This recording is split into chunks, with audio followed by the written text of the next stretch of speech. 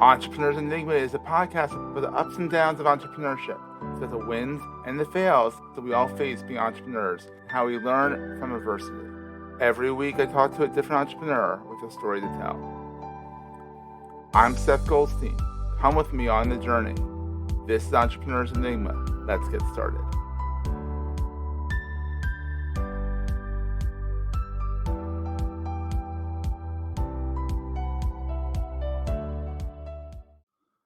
Hey, everybody. Welcome to another edition of the Entrepreneur's Enigma podcast. I'm your host, as always, Seth. Today, I have a great guest. It is Peter Shankman. He is the boy with the faster brain. He has actually been called by the New York Times, which is pretty wild, a rock star who knows everything about social media and then some. That's pretty wild that the New York Times, the old gray lady, said that about him. So he must actually know something. I've seen him in person at some conferences. He does know quite a bit. He is a corporate speaker, a 6-time best-selling author, an entrepreneur. He focused on neurodiversity in the workplace, customer service, and the new emerging customer and neurotypical economies. He has had 3 startups, launches, and exits under his belt, and he is best known for Help a Reporter Out, HARO. Many of us digital marketers use it. This is the guy who came up with it. It's pretty cool. It's pretty cool. He came up with it. It's funny for someone who has ADD, myself, and he does as well, that it's a little overwhelming when 3 issues come out 3 times a day, and you look at it and you're like, ADD brain, ADD brain, ADD brain. It's kind of ironic, but it works, and I love it. So he is a father of an awesome kid and a doggy. He lives in New York, and and he also fights for the couch. Oh, and one more thing, he has a very healthy Peloton addiction. So let's bring Peter in here as well. How's it going, Peter? Thank you for making the time. It's going well. Thanks for having me. So Peter and I met way back in 2012 at the AWeber Ascend conference. I don't know why I remember this, but I remember I met you, I met Marcus Sheridan, I met Ann Hanley, kind of the crumb of social media people and whatnot. And I had everyone on the show but Ann, so I gotta get her on next. So Ann's Peter, awesome. I miss her. Oh, she's awesome. She and her book. I have both editions of her book back here. Your books are, I think, up there somewhere. So I should have prepared a little bit better, but I am ADD. I like to just jump into things. So Peter, how did this all get started? With you, because I know your story. I just don't know where to start because you have quite a story, and you're a 6-time best-selling author. Oh, we forgot to mention you have a podcast, the Fast and Normal podcast, which is absolutely superb. So, as well. So how did this all get started? How did this journey get started? Where do I begin with that? So I went to, I was an undergrad in Boston University. I was in grad school for fashion and portrait photography on the West Coast. With 18 credits left, I lost my financial aid. The government sent me a letter, said, your parents are making too much money. We're taking away your financial aid. Oh. I sent the government a letter to my parents. Do make too much money. They keep it. Government didn't find that funny. So I moved back to New York, was living in my parents' basement, was hanging out in a chat room on America Online about Melrose Place.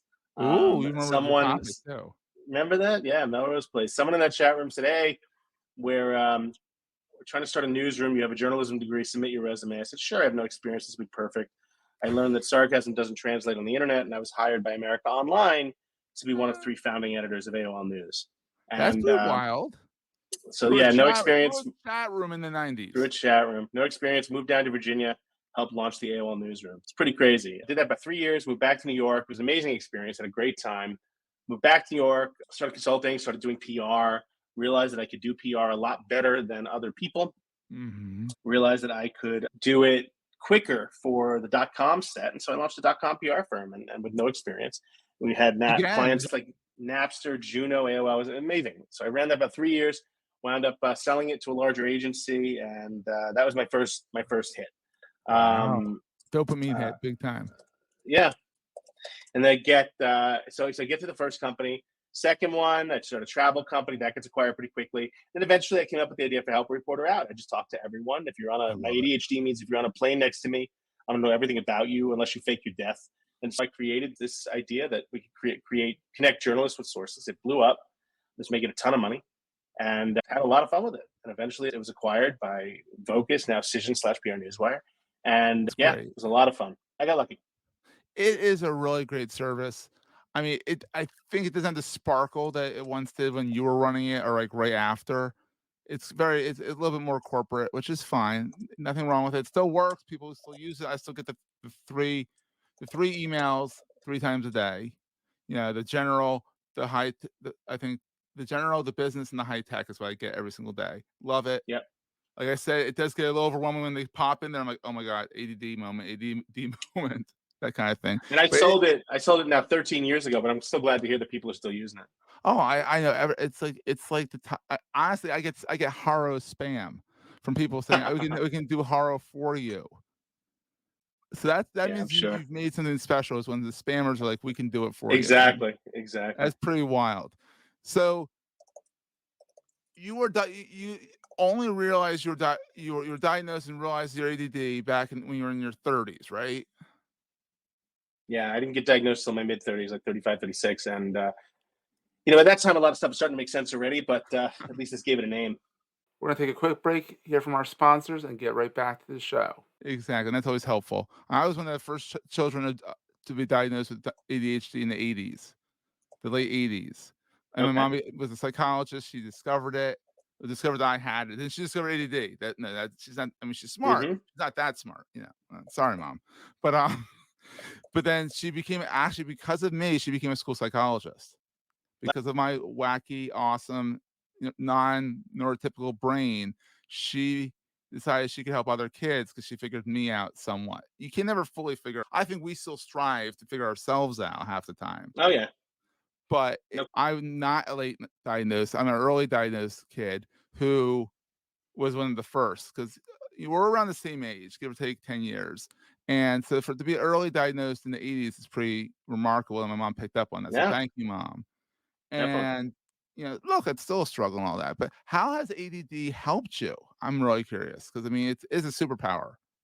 So it's one of those things that when you know you have it, fighting with it as opposed to against it Yeah. is a lot more beneficial. So for me, uh, the biggest change in my life was when I stopped caring what other people thought. Right? Mm, You sit there and you're like, oh, they must think I'm this, I'm that, and then you wake up and you're just like, actually, who gives a shit? I'm just going to live my life, and I know what works for me, and I know what doesn't work for me. So I'm going to do the things that work for me.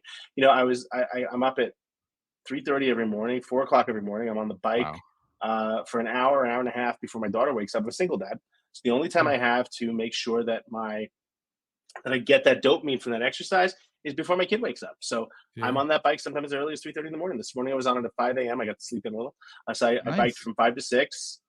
Biked from 5 to 6. Worked for a couple of hours, and then went to the gym to took uh, a boxing lesson with my instructor from 8:45 to 9:45. Ran Yeah. back here, dried off with a towel, and now I'm sitting down, ready to go to work. So it's one of those things that when you learn what's good for you and you learn what works for you, you just do Yeah. it, and all else be damned. Structure. My Yeah. yeah, I know how I work. I know that when I need to write a book, I get on a plane. That is I how I love that that is how I story. work best. Yeah. And so I have a bunch of a bunch of stuff I want to write. So I am in the process of booking a flight as we speak. I'll probably wind up going to Dubai next week or something. Just my kid's out of town with her mom, so I'll probably go to Dubai for a few days, just get out of town and get to work. To Dubai. Because you gotta realize you write best on the plane. What's better than flying to Dubai, which gives you a lot of time on the plane. 100%. That's all. And then you're there, you might as well hang out for a little while. Because Exactly. Hang out for a yeah. couple of days and come back, and it's 14 hours each way nonstop. So let's go to work. Yeah, might as well. I mean, you're gonna sleep, get blood clots, so let's not do that. Let's stay up, right? That kind of thing. So Hmm. that's a good thing. So, what is the best thing about in your mind? Because you did very briefly did work for AOL. What is the best thing about being an entrepreneur, especially being ADHD? There's never the same day twice. You can Mhm. do as much or as little as you want. There are a lot of downsides, but the Yeah. upsides are that 2 weeks ago I was taking a conference call from a pool in Santorini, Oh um, wow. because I could. On the flip side, entrepreneurs tend to work harder than anyone else. I have at any Yeah. given time I have 4 different businesses I'm running. 4 different revenue streams all at the same time. I always joke my ex-wife, if she's getting a little crazy at work, she can take a day off and she still gets paid. I'm like, that must be fun. That must be nice. Yeah. She must be a Yeah. nice thing. She has an HR department where she can go in for help or Yeah. whatever. I'm like, oh, cool. You're That's cool. everything. You Yeah. know, but on the flip side, I can go work from Santorini. She can't necessarily do that. So Yeah. there's a middle ground there. But for me, I look at it along the lines of I don't play well with others, Mm, right? I'm much faster than others, and so yeah. for me to be able to go in and work on my own Yeah. will almost always provide a better outcome than working for someone else. Yeah. Have your own sandbox, literally. Yep, With your own toys, you play how you want to play. You look, I mean, if you were an entrepreneur, you couldn't get on a plane, a 14-hour flight to Dubai for shits and giggles to write a book. exactly, Like, how are you gonna explain that to HR? Like, exactly. how would you explain that? Like, like I need to be on a plane on a relatively, comfortable seat on a plane for 14 hours to write a book for you. Like, Yep, it yep. it doesn't compute. So, and then on the flip side, you said on the flip side, you're always working. I mean, you are taking a flight to Dubai to write a book, and that's something you need to do. But like, what else is like on the flip side? What keeps you up at night? One of the things about ADHD is that most people who have ADHD have incredibly bad imposter syndrome. So, Mm, I will be asleep and I will wake up randomly because the dog will move or something at 2:30 in the morning, and I'll wake up and now I'm up. I'm up all night. I'm not going back to bed because yeah. in the back of my head, today's the day that the New York Times is going to write that article about how full of shit I am and how nothing I ever did was, important. Whatever. It's not obviously not going to happen, but that'll lead me. I'll No. go down that rabbit hole. That'll lead another rabbit hole. What if I never get another client? That'll lead to. So it's a nights are very difficult for me. I go to sleep early. My daughter's asleep because I get up early. My daughter's asleep at 8 o'clock. I'm usually up by 8:30. But sometimes if I get enough sleep, that means I'm up at 2:30, and either I Yeah, get on the boy. bike and start working out, or I just sit in bed at 2:30 in the morning and worry about all this bullshit that probably won't ever come to Mm. fruition, but in my head, has And killed me six 2:30 is times. tough because no one except for the night shift is up at 2:30 in the morning. Like, On the really. plus side, I have friends in Asia, so sometimes Oh, I'll that's text what you just them. call them up and say, "I'm having some imposter syndrome. Talk me through this." Exactly. I mean, Exactly. that's the thing. Sometimes, yeah. I feel it's good to know because I feel that too. It's kinda like imposter syndrome is a big thing, for it's everybody, let alone, people with ADD because we think faster and we also the rabbit holes are real. The rabbit hmm holes are very real because our brain gets very creative with everything. It's incredibly easy for me to go down that hole and say, none of it might make any sense, but in my head, I've figured out a reason why Oh, everything that I'm doing is wrong. You know, it's it, it's insane. like it's like when I give a speech to 20,000 people and 19,999 of them in the audience will stand up and cheer. I'll literally get a standing ovation. There's one guy in the Oh, 47th row who's sitting down. He could be a paraplegic for all I know, but in my mind, he's sitting down because I am just the worst speaker he's ever heard, and it's going to ruin my career. oh my. And of course you zone in on that one guy because we have that Of laser course, focus. We find that one person. It's like insane. So that's what we do. so what is the most important thing to carry with you all the time? You're nowhere near as bad as you think you are, Mhm. and if you don't like where you are, move. Yeah. One of the greatest pieces of advice I ever got says that if you don't like where you are, move. You're not a tree. Mm. And I've always tried to stick with that. If I'm not happy where I am, I'll just try something else.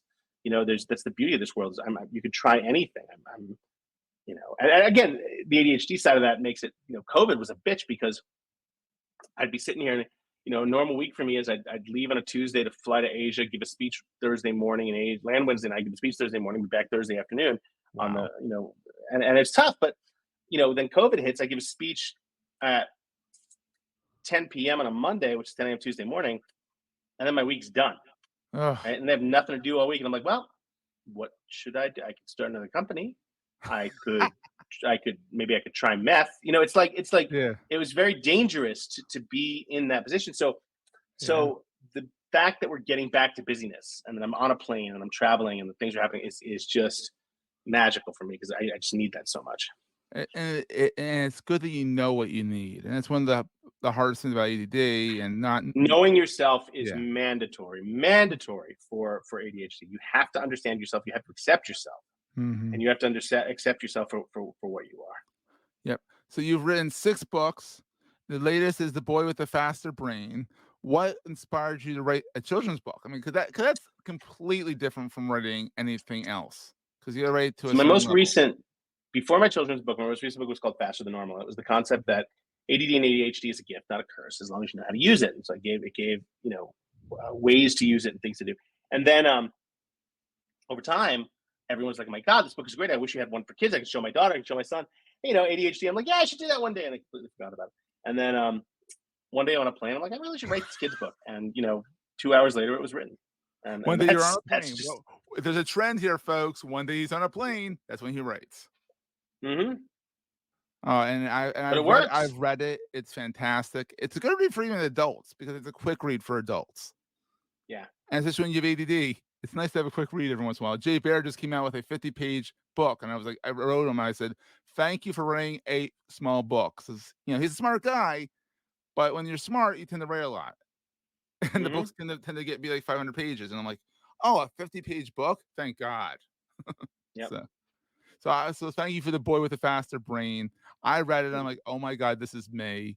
And anyone who follows Peter online and he hears his story on podcasts, you realize that he is the boy with the faster brain, only he finally totally figured it out in his 30s. But everything kind of clicked in. Is like, okay, I was the boy with the faster brain. So that's really great. So Peter, where is your big watering hole online? I know you don't like X anymore because X is garbage. Yeah, it's such a shame. I was such a Twitter fan. I was such a Twitter fan, Well, and, I and it followed you over just there. I loved it. Yeah.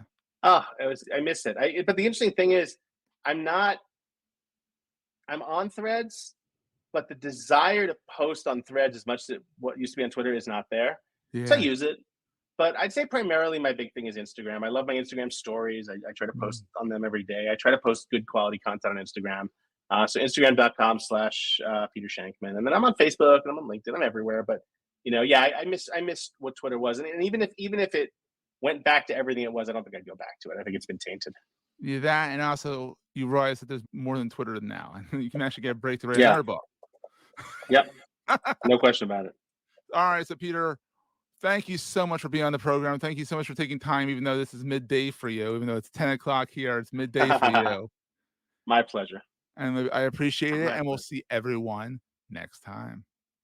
That was a great show. If you're enjoying Entrepreneur's Enigma, please review us in the podcast directory of your choice. Every review helps other podcast listeners find our show. If you're looking for other podcasts in the marketing space, look no further than the Marketing Podcast Network at marketingpodcasts.net.